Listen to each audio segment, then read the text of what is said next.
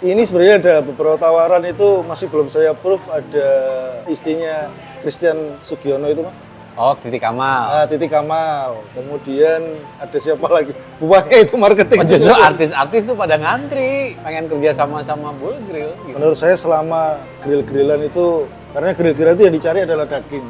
Ya. Selama dagingnya ini accept gitu ya, insya Allah akan balik lagi. Banyak juga yang bilang, aduh, saya takut rugi ini kalau customernya banyak gitu ya, ngambilnya ini ya kita rugi dong gitu ya. Nah itu gimana Mas menjawab stigma itu?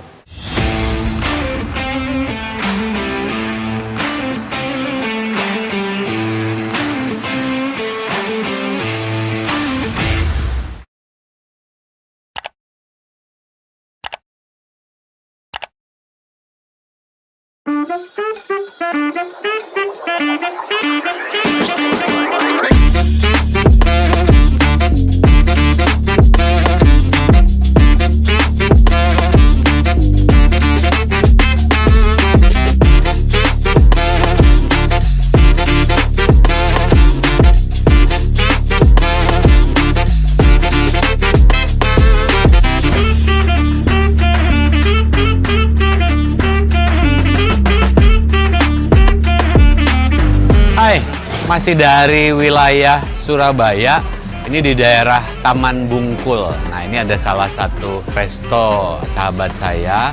Ini rame banget teman-teman ya. Ini resto all you can eat ya. Namanya Bull Grill. Nanti kita akan masuk ngobrol bareng ownernya. Kita akan ngobrol, kita akan bedah gimana sih membuka restoran all you can eat. Nah, apa aja peluang dan tantangannya? Yuk kita masuk ke dalam, kita ngobrol langsung sama ownernya.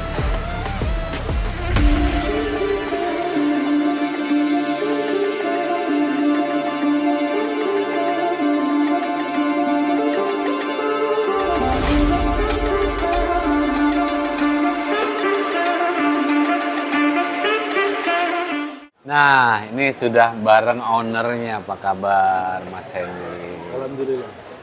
Gimana ini? Sehat? Alhamdulillah. Alhamdulillah.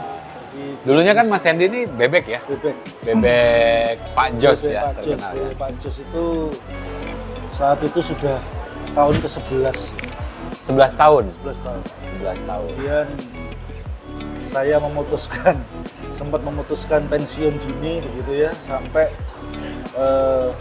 bareng-bareng dengan teman-teman memulai Bull Grill ini. Oh, Jadi ini Bull Grill ini partneran ya? partneran. Hmm.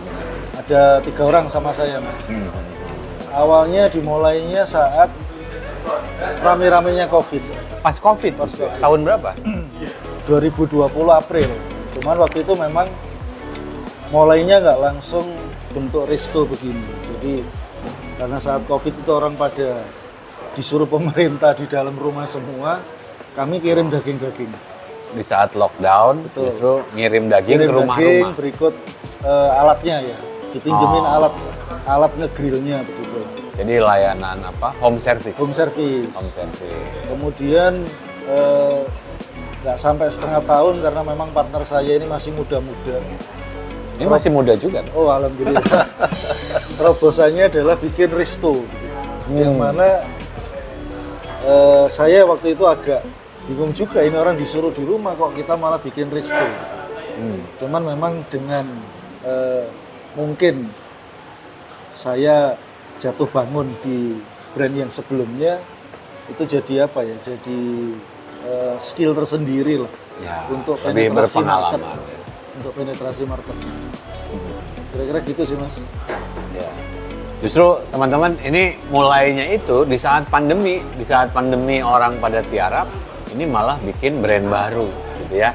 Dan waktu pertama kali itu yang home service. Nah itu home service itu gimana responnya Mas pada Jadi saat home service itu? itu sangat profitable waktu itu memang ya. Jadi karena orang pada di rumah itu nggak ada kegiatan lain selain ngunyah begitu aja. Kan boring orang pada di rumah itu. Itu kenceng banget. Jadi kalau Paling tinggi berapa Mas? revenue waktu itu kisaran 200 200 juta per bulan. per bulan. 200 juta. Bahkan kalau ada peak season semacam Lebaran, kemudian Tahun baru tahun biasanya. baru itu Mas Allah, itu bisa sampai 200 alamat kan. Tahun 200 baru alamat. 200 alamat. 200 alamat. Sekali ini berapa? Satu apa? Kurir sampai dua sesi kurirnya ini, Mas. Enggak, harganya kalau misalnya Oh, waktu kita itu mau di kisaran 190 paket paling murah.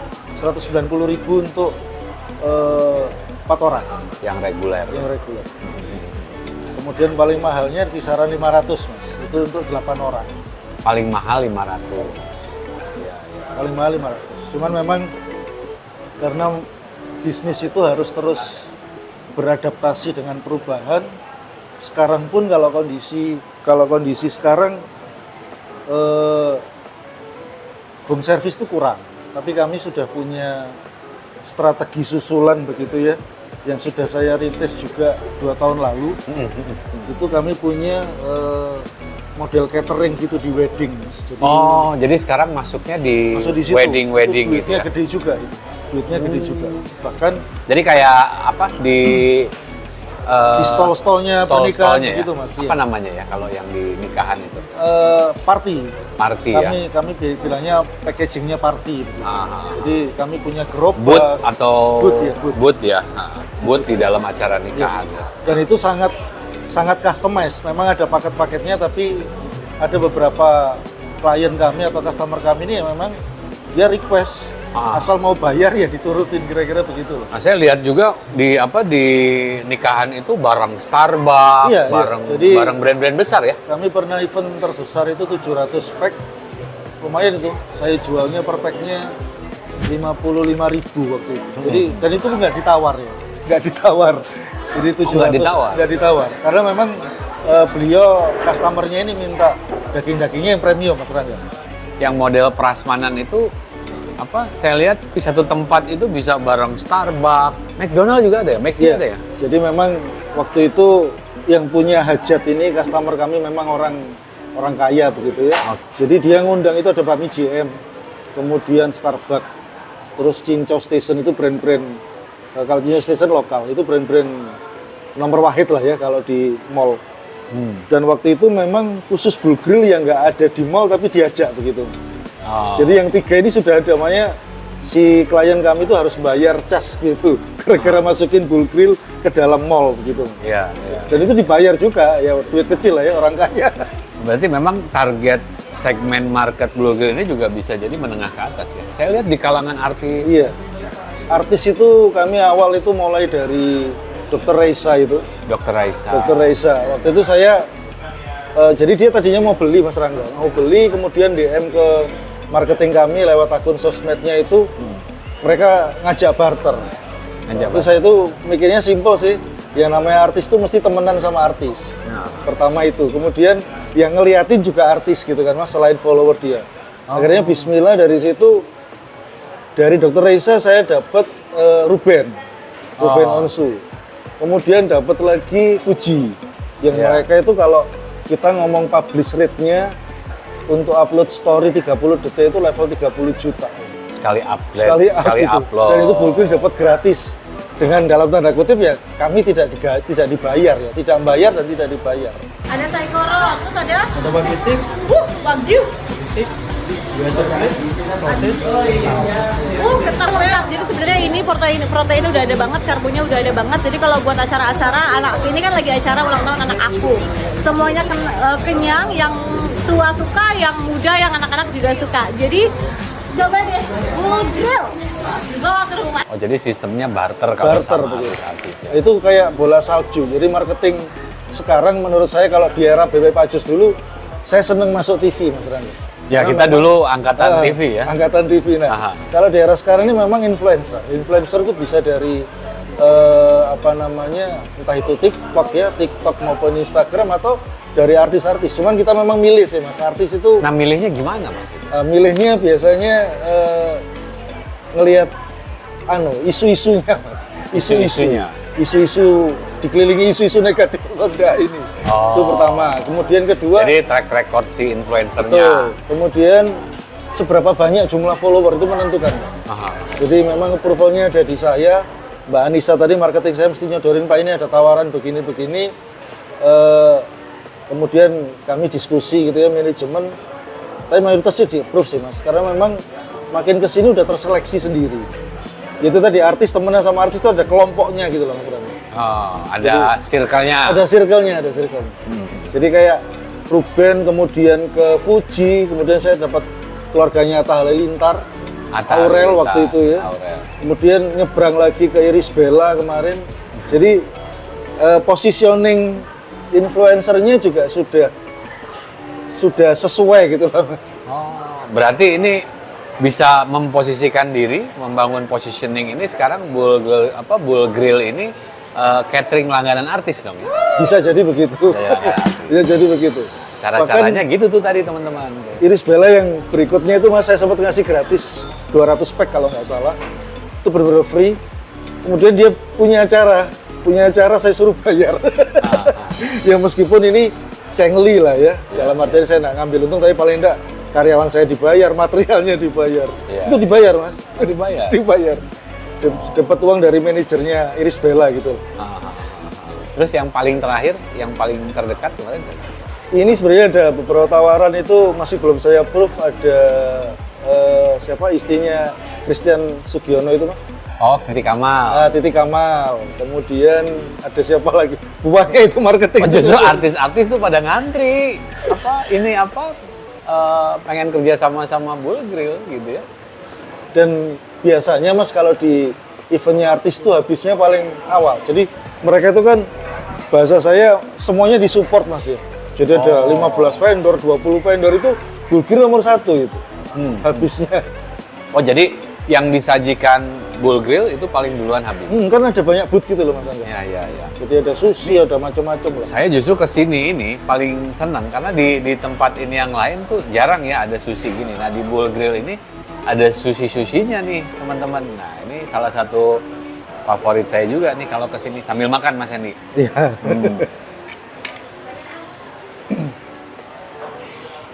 Nah, sambil nge-grill ya. Ini kertas apa Mas? Ini saikoro Mas. Kertasnya dikasih kertas gini? Ini apa ya? Memang biar nggak lengket Mas Rangga. No. Biar nggak lengket. Jadi biar apa? Biar nggak nempel langsung Iya. ke Ini grill. kan diolesin mentega juga. F&B atau kuliner all you can eat. Makan sepuasnya, ambil sepuasnya kan. Banyak juga yang bilang, aduh saya takut rugi ini kalau customernya banyak gitu ya, ngambilnya ini ya kita rugi dong gitu ya. Nah itu gimana Mas menjawab stigma itu? Ini dari sisi pebisnis berarti ya? Dari sisi pebisnis. Jadi memang mau bisnis apapun ini harus dihitung kira-kira begitu. Ada hitungannya ya? Ada hitungannya. Jadi memang beda ketika saya jualan bebek dulu, hitungnya kan per porsi Mas, jauh lebih gampang ya. Nasinya berapa gram, kemudian bebeknya itu potongan besar atau kecil dan seterusnya. Ya. Tapi kalau di sini nih isi perutnya customer bisa beda-beda. Cuman memang dari ini masuk tahun kelima Bull Grill Mas. Alhamdulillah ada untungnya kira-kira seperti itu lah Mas. 5 tahun ini selalu untung Pak. Ya, jadi nggak pernah rugi gitu ya. Nah jadi ngitungnya itu kan berarti bukan per porsi, tapi berapa pembelian. Betul. Dikurangi penjualan. Betul gitu. Ya, Jadi ngitung gelondongan lah ya. Jadi ngitung gelondongan. Cuman makin kesini tadi seperti Mas Rangga pas datang tadi awal, itu saya meeting sama tim lebih spesifik lagi Mas, karena kebetulan memang harga-harga daging ini karena daging kami impor ya, jadi cenderung mendekati tahun baru cenderung naik nih Mas. Nah, itu nggak nyetok dulu, jauh-jauh hari. Ada stok juga, ada stok. Punya ini juga kan, punya meat shop juga kan kalau nggak salah? Ada meat shop ya. Ada meat shop. Cuman storage kami masih sewa, sifatnya sewa. Ada storage kalau masih sewa. Ini juga apa? Harus dipersiapkan nih menjelang puasa apalagi ya? Puasa, Lebaran, atau tahun baru. Pasti, ini kalau puasa udah pasti bookingan banyak ya. Iya. Ya, kalau grill-grillan kayak gini ya. Tambah lagi Lebaran. Dan alhamdulillah saya Mas Rangga yang resto ini memang beberapa kompetitor kita juga kompetisinya sangat ketat ya, sangat ketat. Jadi beberapa juga sudah gulung tikar juga. Karena memang kondisi, mungkin Mas Rangga juga ngerasain, kondisi akhir-akhir ini kan ekonomi lagi slow, unpredictable gitu lah ya. Iya, tapi Nah, ini yang masih diuji tetap proses bertahannya ini. Nah, iya. Justru di saat krisis gini yang diuji sebetulnya ketelitian dalam manajemen, ya. Pemakaian bahan baku dan lain-lain gitu ya. Ini ada tips-tips khusus nggak Mas menjaga HPP nih? Kira-kira kalau di bisnis grill kayak gini HPP-nya berapa persen, Mas? Saya ini sekarang agak tinggi dibanding awal-awal ya.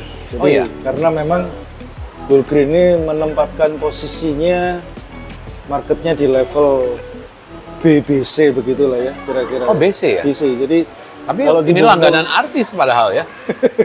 Jadi yang kami jaga sebenarnya secara quality itu daging, Mas Rangga. Jadi daging itu kami sangat selektif. Nggak cuman kadang orang mayoritas itu nyari murah ya mesti. Nyari Ya. murah. Jadi menurut saya selama grill-grillan itu karena grill-grillan itu yang dicari adalah daging, Mas. Ya. Selama dagingnya ini accept begitu ya, insya Allah akan balik lagi.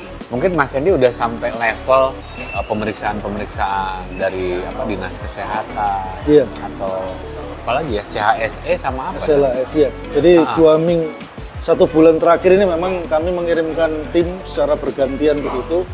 Ada training, Mas. Jadi kebetulan kami juga difasilitasi salah satu komunitas yang menaungi kami ya, Apkrindo itu, Asosiasi Pengusaha Kafe, Restoran dan Hotel. Kemudian bekerja sama dengan Dinas Kesehatan, Pemprov. Jadi ada semacam validasi begitu. Jadi manpowernya ini di training dulu 3 hari, kemudian ada penilaiannya, jadi uji tulisnya, lulus, keluar sertifikat. Setelah manpowernya di sertifikasi, giliran kemudian restorannya, Mas. Jadi itu mulai Ini udah mulai kayak di luar negeri gitu. Iya.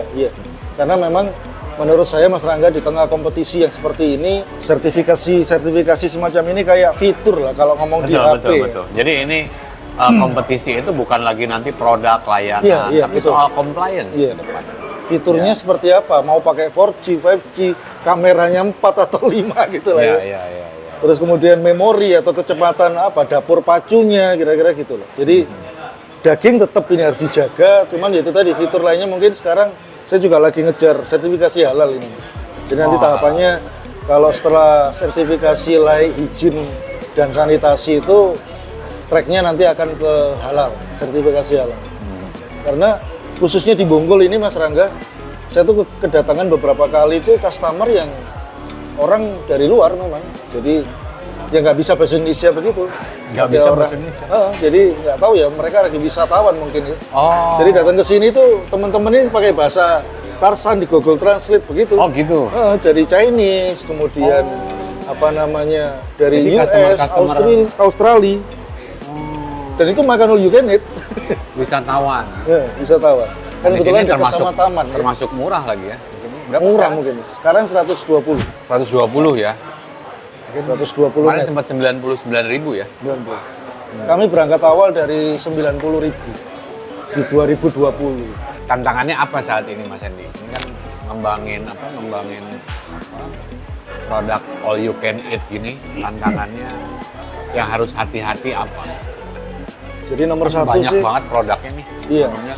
Jadi mungkin Mas Rangga sudah lama nggak kesini juga ini. Sebenarnya kami banyak mendevelop di snack juga sih Mas. Snack-snack kayak gini Iya, ya. Snack-snack ini Duh, saya sambil makan terus iya, nggak apa ya Mas nggak Hendy apa-apa. ya? Jadi Enak banget. karena memang saya juga nggak bisa masak Mas Rangga. Ini dari beberapa supplier itu punya fasilitas, dia punya chef. Tak undang ke sini ngajarin teman-teman. Oh. Kira-kira. Tapi saya beli material di dia ya, raw materialnya ya. Ah. Jadi kayak kebab. Tapi chef itu cuma ngajarin di awal. Iya, ngajarin di awal. Jadi semacam beli chef atau semacam beli resep atau kerja sama chef. Jadi chef ngajarin nanti Jadi beli chef bahan ini baku dari dia. chef ini termasuk fiturnya supplier itu tadi. Jadi saya sudah punya supplier, cuman waktu itu produknya cuman AB, sekarang saya jadi punya A, B, C, D, E. Gitu. Oh, nah saya juga ada gitu sama, misalnya saya kerjasama sama Unilever nih.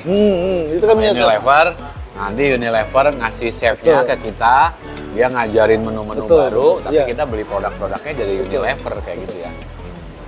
Terus apa lagi Mas tantangannya Mas? Tantangannya itu sama servis kali Mas ya. Jadi servis itu nggak pernah berhenti sampai kapanpun selama warungnya ada. Karena sekarang itu kan era digital ini orang sangat mudah mereview begitu. Jadi banyak lah case-case yang kalau kita tidak maintain customer keluar dari sini tuh reviewnya banyak bad comment, kira-kira begitu. Ya. Tapi kan kayak gini harusnya cepet mas pelayanannya, karena orang tinggal ngambil. Biasanya lebih anu sih mas, juteknya karyawan. Jadi kalau lagi rame itu load mereka kan juga tinggi ya karyawan ini. Lupa senyum. Lupa senyum, betul. Nah itu training Apalagi karyawannya kalau tanggal gimana tua tuh? gitu ya. Nah itu training karyawannya gimana tuh? Kami ada satu temen ya, semacam konsultan juga, itu continue sih mas, dia datang tiap bulan untuk melatih ini. Ini kan teman-teman juga kadang kan punya kesulitan ya, gimana harus nyari yang bisa ngelatih gitu ya, yang bisa ngelatih karyawannya atau ini pakai jasa konsultan gitu. Nah kadang konsultan itu kalau saya dulu gini mas, jadi saya suka cari apa namanya ya supervisor lah, level supervisor di brand-brand F&B yang sudah besar-besar. Saya main ke situ, terus saya datengin, terus saya ajak ngobrol gitu ya, ajak ngobrol-ngobrol, terus udah gitu, terus ceritain aja maksud kedatangan kita. Kita punya satu rumah makan nih baru merintis, boleh nggak bantu saya apa membriefing karyawan ini gitu ya. Nah itu ada yang mau, ada yang enggak biasanya, tapi biasanya ada yang mau. Iya. Saya sebenarnya ini temen sih mas, jadi teman SMA. Kan memang harus cari temen ya. Teman SMA, dia pertama kali lulus SMA itu langsung masuk McD. Kemudian masuk di grupnya Johnny Andrianto, Jeko, Bread Talk. Ibaratnya ilmunya udah cukup banyak, jam terbangnya banyak, sehingga berbagai macam case tuh kami ada solusi begitu. Yang paling susah kan ngejagain istiqomahnya karyawan ini. Nah iya, gitu ya. Memang harus pinter-pinter kita. Iya. Kalau memang di bisnis kuliner ini saya selalu bilang jangan cari karyawan pinter, ya. Kitanya yang harus pinter, pinter ngajarin, pinter training. Telaten. Ya. Terus Mas Andi ngelihat peluangnya kayak gimana mas di bisnis all you can eat ini? Peluang kedepannya masih kayak gimana? Atau sama yang home service tadi? Saya sih masih optimis ya mas ya. Jadi nggak bisa berhenti makan wagyu nih. Jadi apa namanya?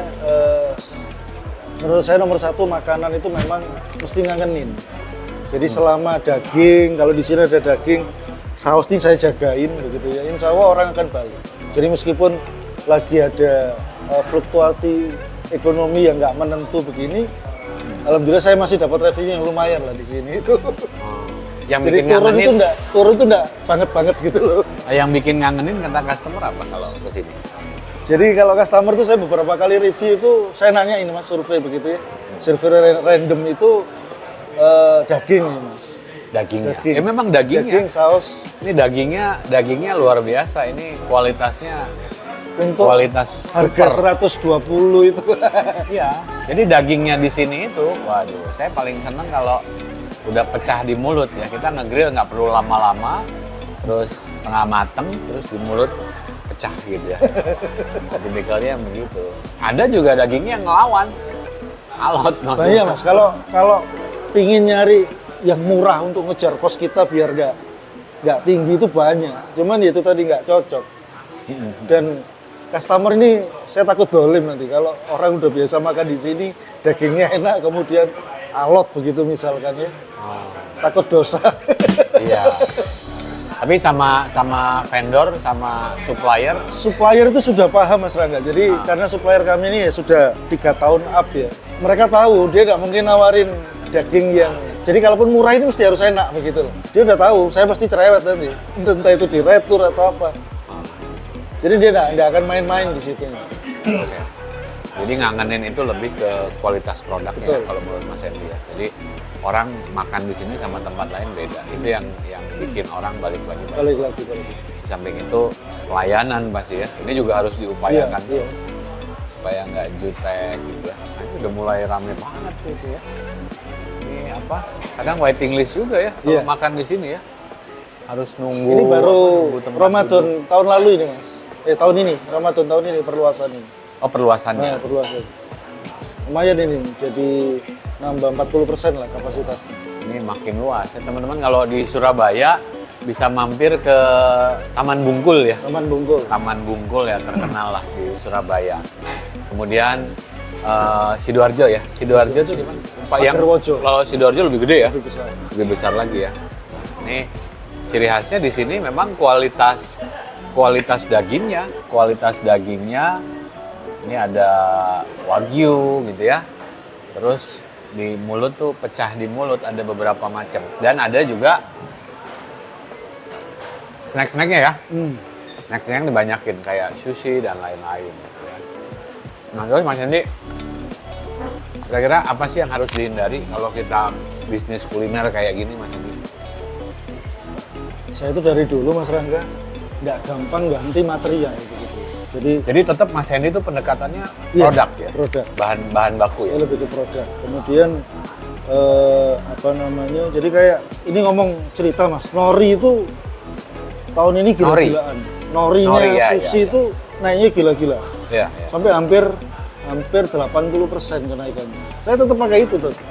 Walaupun Ya, mahal tetap pakai itu. Kita tinggal manage karena nori ini kan modelnya nyusut gitu ya antara nasi dan isiannya sama nori ya kita main aja. Kan kreasinya anak-anak itu Mas yang diuji. Kalau dulu mungkin Mas Rangga ingat ada nori yang digoreng begitu, sekarang saya nggak pakai itu. Oh ya, dulu ada Masih ingat ya? nori Nori goreng itu sekarang saya nggak pakai itu, fokus ke norinya dipakai untuk sushi. Itu salah satu substitusi kos sih Mas.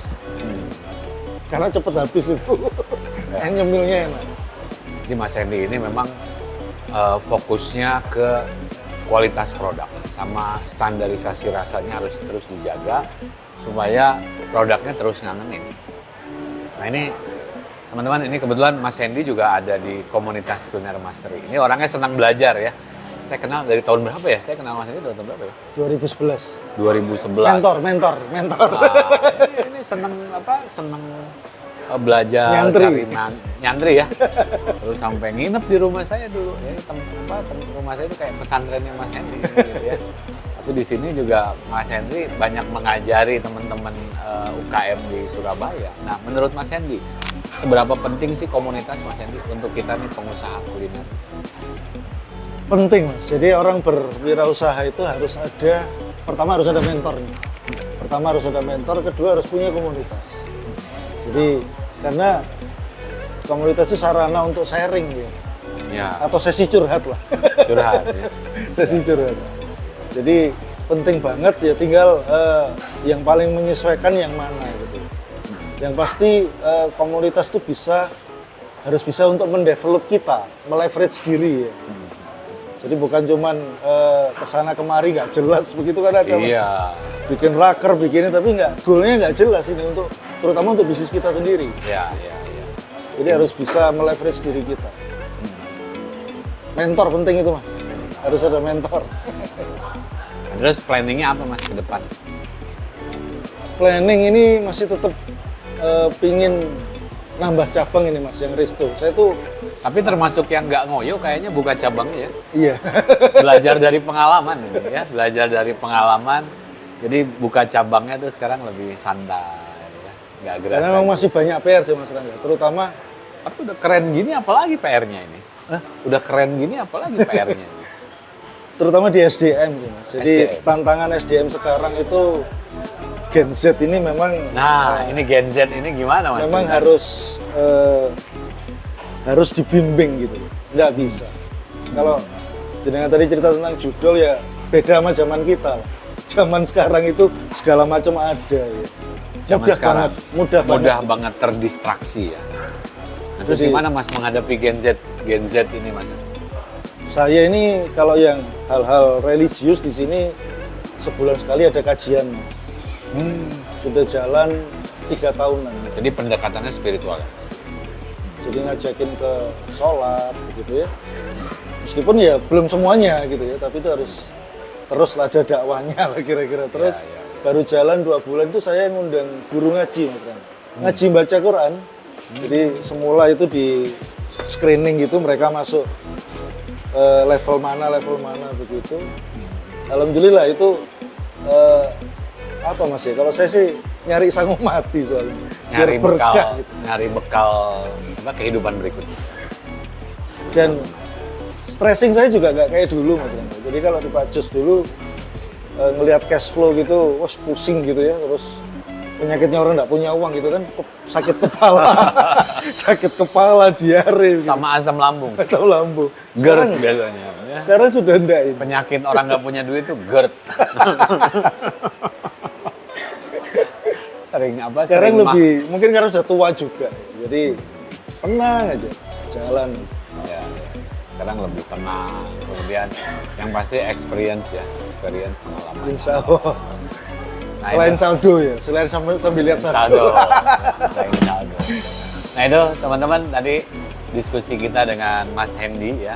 Nanti teman-teman yang mau berkunjung ke Bull Grill ini bisa datang ke Surabaya, ada di daerah Taman Bungkul ya, atau di Sidoarjo.